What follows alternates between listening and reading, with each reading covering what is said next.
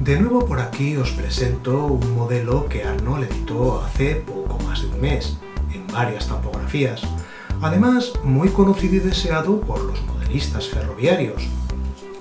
La unidad UT440, en este caso en su versión de color rojo, la de cercanías, y con sonido de serie. Si queréis conocer mi opinión sobre este modelo, quedaros a ver este vídeo.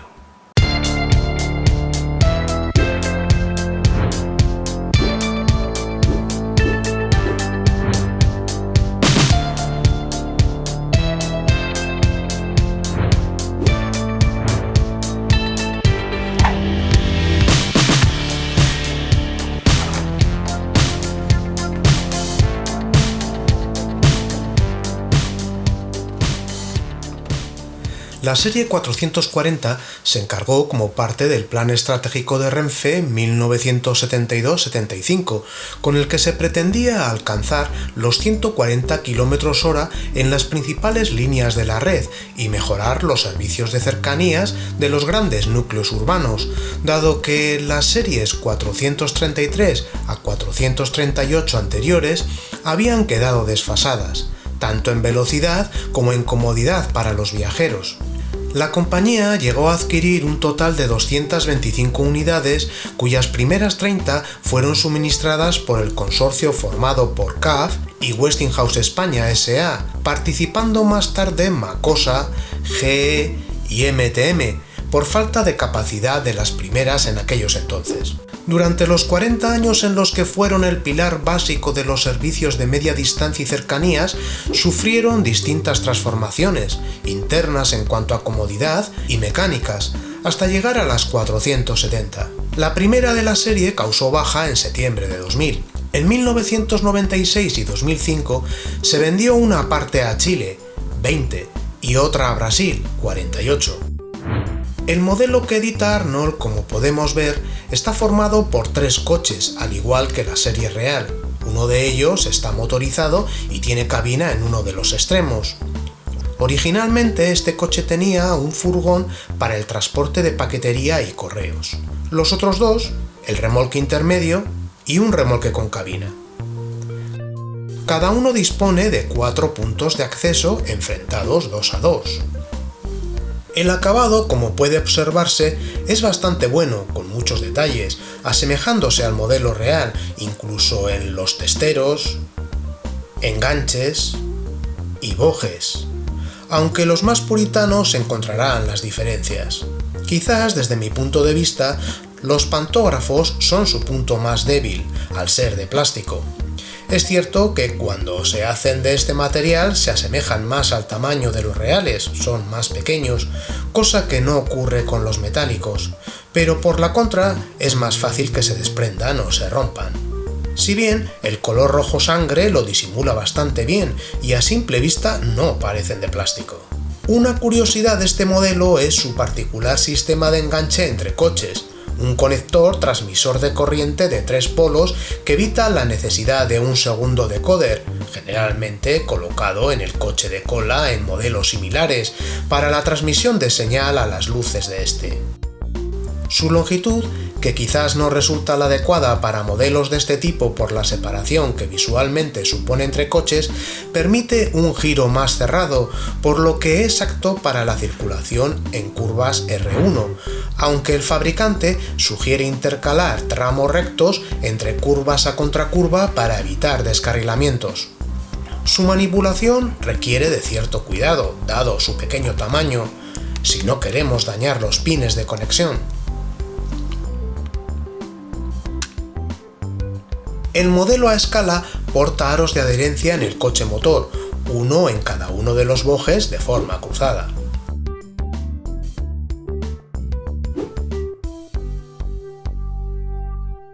Las hojas de instrucciones están ocultas en la parte inferior de las cajas de plástico.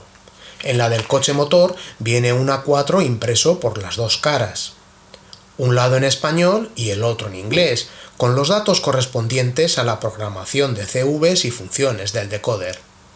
La del coche intermedio Un B5 a doble cara encolumnado a 2 aporta las instrucciones de uso y mantenimiento en alemán, español, francés e inglés. La del de cola, una 4 a una sola cara en español e inglés con el despiece del modelo. Cuando la antigua Ibertren editó hace más de 30 años esta unidad en los colores azul y amarillo, las cuales habitualmente circulaban aquí en el norte y que yo usaba como viajero habitualmente mientras cursaba mis estudios universitarios, adquirí un modelo con 2 unidades en vez de las 3 habituales. Si bien eran los tiempos del 3N y cuando más tarde la marca adoptó el 2N y me adapté a él, en principio con los packs que permitían habilitar algunos modelos 3N, esta se quedó en el cajón ya que no existía tal posibilidad. Cuando hace algo más de 10 años retomé el hobby, acabé vendiéndola, de lo que ahora quizás me arrepiento.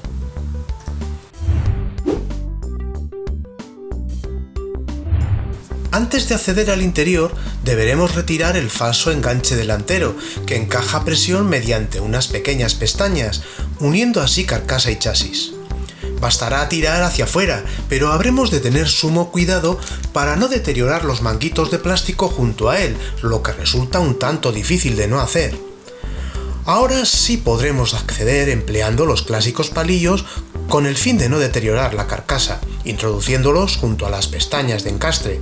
Son 8, 4 a cada lado, y no está exento de dificultad dado el perfecto encaje de aquella. Por este motivo decidí ayudarme de un cortaplumas para ejercer cierta presión en la separación.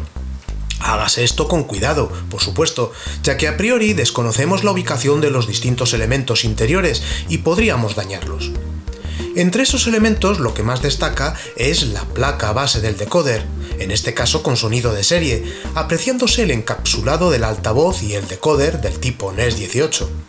El poco espacio dificulta el acceso a este último, por lo que en caso de tener que cambiarlo, convendría separar la placa del chasis metálico, retirando los 2 tornillos que la sujetan a este para una mejor manipulación, con la limitación de los cables que van al testero delantero, superior e inferior, y los que lo unen al motor. El otro elemento esencial es el motor, claro, más grande de lo habitual, de unos 3 centímetros de longitud. Superados los volantes de inercia, los largos ejes de transmisión a los engranajes de los bojes de tracción.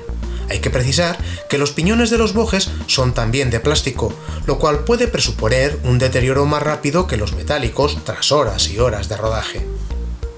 Volver todo a su lugar requiere de cierto cuidado con los cables laterales, por lo demás colocar la carcasa será sencillo, habrá que presionar hasta hacer clip. El problema viene con el falso enganche delantero.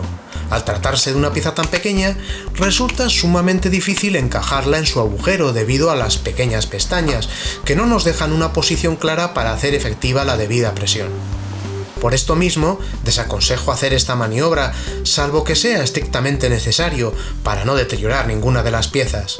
En mi caso, tras sucesivos intentos, no me quedó otra opción que morder ligeramente las pestañas para forzarlas y disminuir así su arco, con lo cual acabó siendo sencillo devolver la pieza a su lugar. Antes de comenzar la prueba de rodadura, es conveniente modificar la CV1 que identifica la locomotora en el índice del sistema digital.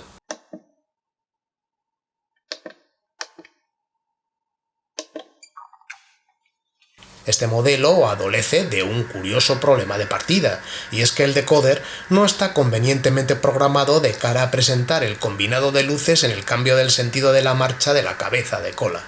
Aunque con otros decoders los aficionados ya han descubierto la combinación de CVs necesarias para solventar este problema, en el caso de este Locksound versión 4.0 no he conseguido encontrar nada al respecto y las instrucciones que acompañan al modelo no indican nada tampoco referente a ello. Aunque he probado tomando como referencia el manual de instrucciones de la marca con algunas CVs como la 32, no lo he conseguido, así que no lucirán en la prueba. Un problema este que hace inútil el delicado sistema de enganche entre coches, ya que en tal situación no sirve para nada. Se aceptan consejos. La factoría de sonidos del decoder es bastante completa.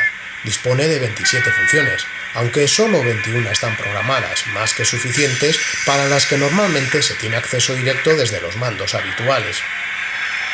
Después de un previo rodaje necesario, ya que el modelo viene muy frío y si no se mostrará un poco constreñido en el arranque, un pelín brusco, en rodadura ya se comporta de forma suave. Aunque le vemos la velocidad de salida, la aceleración progresiva con la que el decoder viene programado la hará más natural y real. Incluso si el sonido está activado, hasta que éste alcance la situación lista para la marcha, la cual lleva unos segundos simulando la realidad, el modelo no la iniciará. Se desplaza mejor a velocidades medias, ya que a bajas puede detenerse en lugares comprometidos de mi maqueta, desvíos en curva o en pendiente.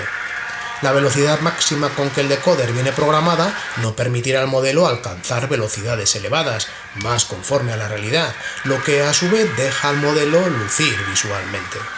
En general, resulta un modelo vistoso, sobre todo para acompañar a una decoración de la época en una maqueta de aires españoles, no precisamente la mía, salvo en algunos detalles.